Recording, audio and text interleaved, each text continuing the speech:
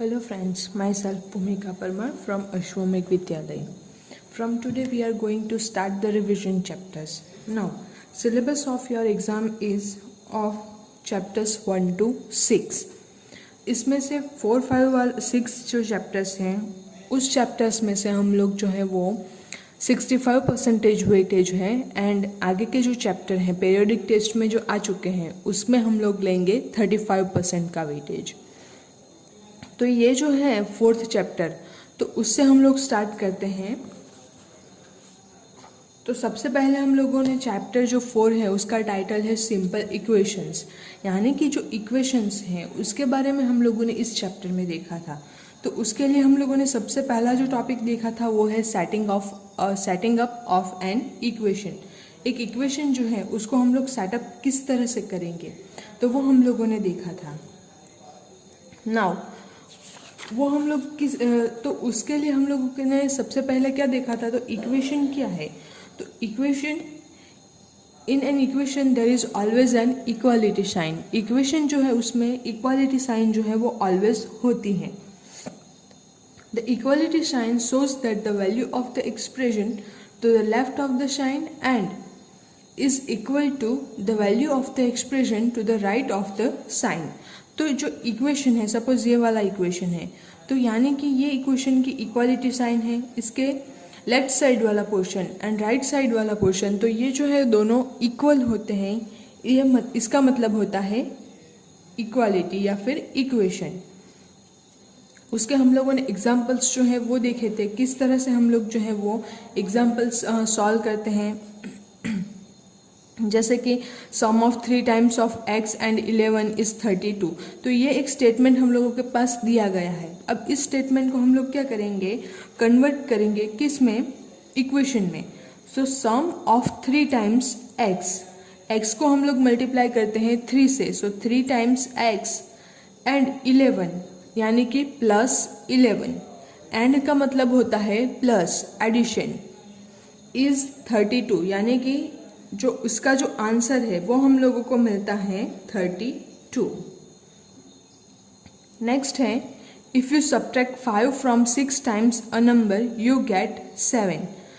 आप लोग अगर किसी नंबर में से 6 टाइम अ नंबर जो है उसको नंबर जो है उसको 6 टाइम मल्टीप्लिकेशन करते हैं, 6 से मल्टीप्लाई करते हैं एंड उसमें से 5 जो है वो सब्ट्रैक्ट करते हैं। If you subtract 5 from 6 times a number, एक नंबर का 6 टाइम करेंगे, उसमें से 5 जो है वो सब्ट्रैक्ट करेंगे तो आपको मिलता है 7। तो इस टाइप के क्वेश्चन जो हैं वो इक्वेशन सेटअप करने के लिए है हम लोगों के पास। ये जो है शॉर्ट क्वेश्चंस हैं हम लोगों के पास। नेक्स्ट हम लोगों ने जो देखा था तो वो क्या था कि ये जो है इक्वेशन, तो उससे हम लोग स्टेटमेंट कैसे बनाएंगे तो वो हम लोगों ने देखा था। तो सबसे पहले हम लोगों के पास जो है, हम लोगों के पास है equation x minus 5 equals to 9। इसको हम लोगों को कन्वर्ट करना है स्टेटमेंट में। तो वो हम लोग किस तरह से कन्वर्ट करेंगे, तो 5 जो है हम लोग सब्ट्रैक्ट कर रहे हैं कोई एक नंबर में से।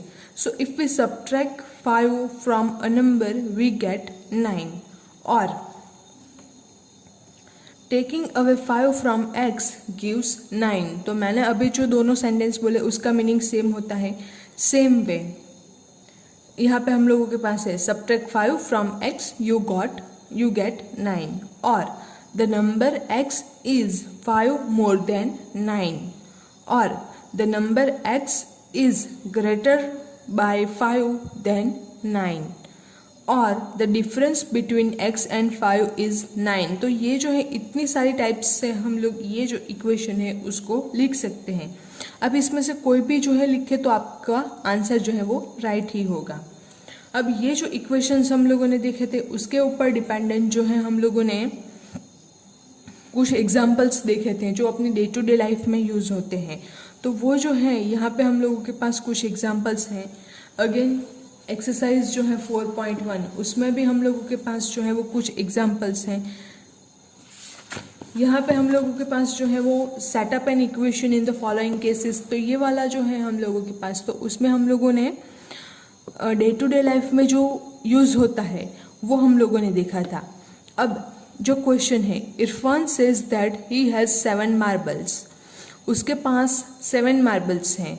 मोर than 5 times the marbles, more than 5 times यानी कि 5 टाइम्स मोर देन, सो मोर यानी कि प्लस, उसके पास कितनी मार्बल्स हैं? 7 marbles. More than 5 times the marbles Parmit has, Parmit के पास जितनी मार्बल्स हैं उससे 5 गुना ज़्यादा, 5 गुना, और उसमें हम लोग 7 ऐड करें तो उतनी मार्बल जो है वो इरफान के पास है।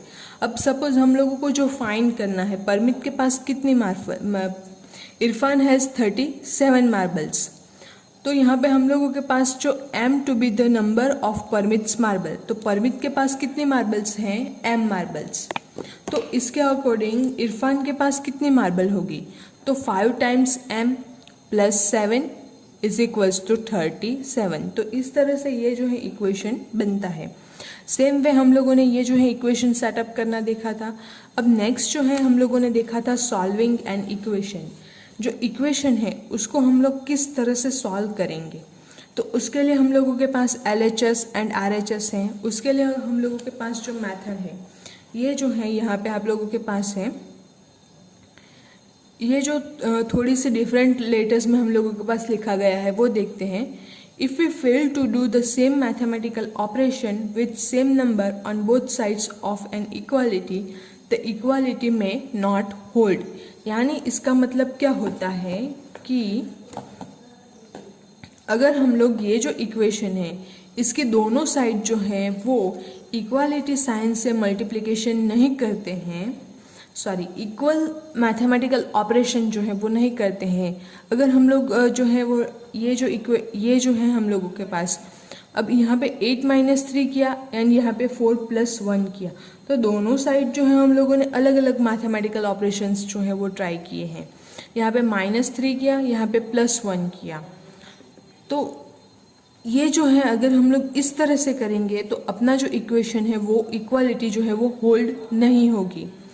तो इक्वालिटी होल्ड करने के लिए क्या करना होगा, तो LHS side and RHS side दोनों साइड हम लोगों को सेम मैथमेटिकल ऑपरेशन जो है वो प्रोसेस करना होगा। अगर हम लोग एक साइड एडिशन करते हैं तो दूसरी साइड भी सेम नंबर से हम लोगों को एडिशन करना होगा। डिवीजन करते हैं तो सेम नंबर से डिवीजन करना होगा। जो भी करते हैं हम लोग मैथमेटिकल ऑपरेशन वो हम लोगों को सेम नंबर दोनों साइड पे करना होगा। These conclusions are also valid for equations. ये जो है वो हम लोगों को इक्वेशन के लिए है। Equality that involves variable is an equation. As in each equation, variable represents a number only. तो जो इक्वालिटी साइन है, in each equation, variable represents a number. जैसे हम लोग वेरिएबल जो है वो लेते हैं x, y, z, फिर कोई भी स्मॉल लेटर का अल्फ़ाबेट जो है हम लोग ले सकते हैं। तो वो जो है वेरिएबल, उसकी कोई भी नंबर वो जो है वो रिप्रेजेंट करता है नंबर, सिर्फ नंबर ही वो रिप्रेजेंट करता है। हम लोगों ने अब इक्वेशन जो है वो किस तरह से सॉल्व करते हैं वो हम लोगों ने कुछ एग्जांपल्स जो हैं वो देखे थे। ये जो है एग्जाम्पल 3n + 7 = 25। अब ये जो इक्वेशन है 3n + 7 = 25, तो हम लोगों को वैल्यू जो है वो वेरिएबल की फाइंड करनी होती है। तो वैल्यू हम लोगों को n की फाइंड करनी होगी। सो उसके लिए हम लोग क्या करेंगे, तो सबसे पहले जो है यहाँ पे एडिशन है 7, तो हम लोग क्या करेंगे, दोनों साइड जो है वो 7 से सब्ट्रैक्शन कर देंगे। सो 3n + 7 - 7 = 25 - 7। दोनों साइड हम लोगों ने सब्ट्रैक्शन कर दिया, तो यहाँ पे +7 एंड -7 जो है वो 0 हो जाता है। सो 3n = 18। अब n के साथ अगेन हम लोगों के पास 3 जो है वो मल्टीप्लिकेशन में है, तो उसकी उल्टी प्रोसेस मल्टीप्लिकेशन की वो है डिवीजन। सो हम लोग दोनों साइड जो है वो 3 से डिवाइड करते हैं। सो 3n/3 = 18/3। तो हम लोगों को आंसर जो है वो मिलता है 3n/3 is equals to 18/3. So 6 into 3, 18, 3 3 cancel out. So 3 and 3 cancel out. So n equals to हम लोगों को मिलता है 6. So n equals to 6 which is the solution. Same way हम लोगों के पास है 2p minus 1 is equals to 23. अब -1 है तो हम लोग इसकी उल्टी प्रोसेस यानी कि एडिशन करते हैं. पहले हम लोग एडिशन या सब्ट्रैक्शन वाला प्रोसेस जो है वो ख़त्म करेंगे एंड उसके बाद मल्टीप्लिकेशन या डिवीजन की ओर जाएंगे. सो यहाँ पे हम लोगों के पास जो है -1 तो हम लोग ऐड करते हैं 1. सो 2p minus 1 plus 1 is equals to 23 plus 1. जैसे हम लोग जानते हैं कि दोनों साइड जो है हम लोगों को सेम मैथमेटिकल ऑपरेशन जो है वो करना होगा. सो 2p 1 minus 1 and plus 1 it will give you 0. 23 plus 1 so 24. तो 2p equals to हम लोगों को आंसर जो है वो मिलता है 24. Now 2p by 2 is equals to 24 by 2. दोनों साइड जो है हम लोग 2 से डिवाइड करते हैं. So 2 cancel out, 12 2s are 24, again 2 cancel out. So p equals to हम लोगों को वैल्यू जो है वो मिलती है 12. सेम वे हम लोगों ने जो है इक्वेशन सॉल्व करने के कुछ और एग्जांपल्स देखे थे. जैसे कोई नंबर जो है वो कुछ मतलब डिफ़िकल्ट टाइप के, ये जो थे वो सिंपल थे. नाउ ट्रांसपोजिंग, यहाँ पे हम लोग देखते हैं फर्स्ट वाला para. Transposing a number, it means changing the side of the number is the same as adding or subtracting the number from both sides. जो हम लोग ट्रांसपोज वाली प्रोसेस जो करते हैं वो हम लोगों के पास क्या है, तो ट्रांसपोजिंग अ नंबर, एक साइड से दूसरी साइड जो हम लोग नंबर ट्रांसपोज करते हैं तो वो किसके सेम है, एडिंग और सब्ट्रैक्टिंग द नंबर. अब यहाँ पे अगर हम लोगों के पास है 12p minus 5 is equals to 25, तो हम लोग क्या करते हैं 5 को ट्रांसपोज करते हैं. अब -5 जो है उसको ट्रांसपोज करते हैं तो अगर वो RHS साइड चला जाएगा तो माइनस जो है उसका साइन चेंज हो जाएगा एंड +5 हो जाएगा. सो 12p इक्वल्स टू हम लोगों को 25 + 5 मिलेगा, यानी कि 12p इक्वल्स टू 30 मिलेगा. तो ये जो है वो ट्रांसपोजिंग करना, इसका मतलब क्या होता है कि ट्रांसपोज करना या तो फिर एडिशन, सेम नंबर से एडिशन या सब्ट्रैक्शन करना, तो वो सेम प्रोसेस है. तो उसी का यूज़ करके हम लोगों ने बाकी के जो एग्जांपल्स थे वो सॉल्व किए थे. नाउ सॉल्यूशन से इक्वेशन की ओर, तो वो भी हम लोगों ने देखा था कि अगर हम लोगों के पास x इक्वल्स टू 5 जो है वो सॉल्यूशन है तो उससे हम लोग इक्वेशन की ओर किस तरह से जाएंगे. तो दोनों साइड हम लोग जो है वो सेम प्रोसेस करेंगे. अब जब सॉल्यूशन से इक्वेशन की ओर जाते हैं तो पहले हम लोग मल्टीप्लिकेशन करते हैं, जबकि इक्वेशन से सॉल्यूशन की ओर जाते हैं तो हम लोग पहले एडिशन या सब्ट्रैक्शन करते हैं. सो किसी नंबर से हम लोग इक्वेशन से सॉल्यूशन से इक्वेशन के जाने के लिए सब्ट्रैक्शन या एडिशन वाली प्रोसीजर भी कर सकते हैं, इसमें कोई हर्ज नहीं है. जो भी आप लोग प्रोसीजर चाहे वो कर सकते हैं. तो यहाँ पे हम लोगों के पास एक एग्जांपल है x इक्वल्स टू 5. अब दोनों साइड जो है हम लोग 4 से मल्टीप्लाई करते हैं. किसी को ये लगता है कि मुझे 4 से नहीं, मुझे 5 से मल्टीप्लाई करना है, आप लोग कर सकते हैं. अगर हम लोग 5 से मल्टीप्लाई करते हैं तो 5x इक्वल्स टू 25. तो यहाँ पे हम लोगों को मिलेगा 5x इक्वल्स टू 25. अब दोनों साइड अगर हम लोग 4 जो है वो ऐड करें, यहाँ पे -3 जो है वो सब्ट्रैक्ट किया गया है, हम लोग 4 ऐड करें तो 5x + 4 इज इक्वल्स टू 25 + 4 यानी कि 29. तो इस तरह से इक्वेशन जो है वो हम लोग हासिल कर सकते हैं. It is not nice that not only can you solve an equation but you can make equation. Further, did you notice that given an equation, you get one solution, but given a solution, you can make many equation. जो solution है उसके ऊपर से हम लोग जो है बहुत सारे equations जो है वो बना सकते हैं. कि equation आप लोगों के पास हो तो उसमें से हम लोग सिर्फ एक ही solution जो है वो हासिल कर सकते हैं. अब हम लोगों के पास जो लास्ट टॉपिक है applications of simple equations to practical situations, यानी कि अपनी जो डे टू डे लाइफ है उसमें हम लोगों के पास जो इक्वेशंस किस तरह से बनते हैं, किस तरह से प्रॉब्लम जो है वो क्रिएट होते हैं, उसका हम लोग इक्वेशन फॉर्म में किस तरह से फॉर्मेट करते हैं एंड फिर उसको किस तरह से सॉल्व करते हैं।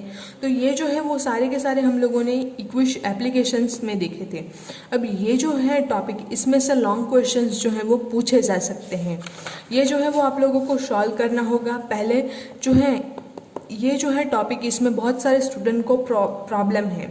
अब जिसको जिसको प्रॉब्लम्स हैं, जिसको समझ में नहीं आ रहा, वो मुझसे पर्सनली कांटेक्ट कीजिए। मैं आप लोगों को जो है वो अगेन एक्सप्लेन करूँगी। आप लोगों को कौन सा डाउट है वो मैं आप लोगों को सॉल्व कर दूँगी। लेकिन ये जो एग्ज़ाम है वो बहुत ही इम्पोर्टेंट एग्ज़ाम है, तो आप लोगों को अच्छे से इसकी प्रिपरेशन करनी है। अब फोर्थ वाला जो एक्सरसाइज है, एक्सरसाइज 4.4 एंड ये जो है applications of simple equations to practical situation, ये वाला जो टॉपिक है, इसमें से लॉन्ग क्वेश्चन जो है वो पूछे जा सकते हैं। तो इसकी प्रिपरेशन आप लोग अच्छे से कीजिए।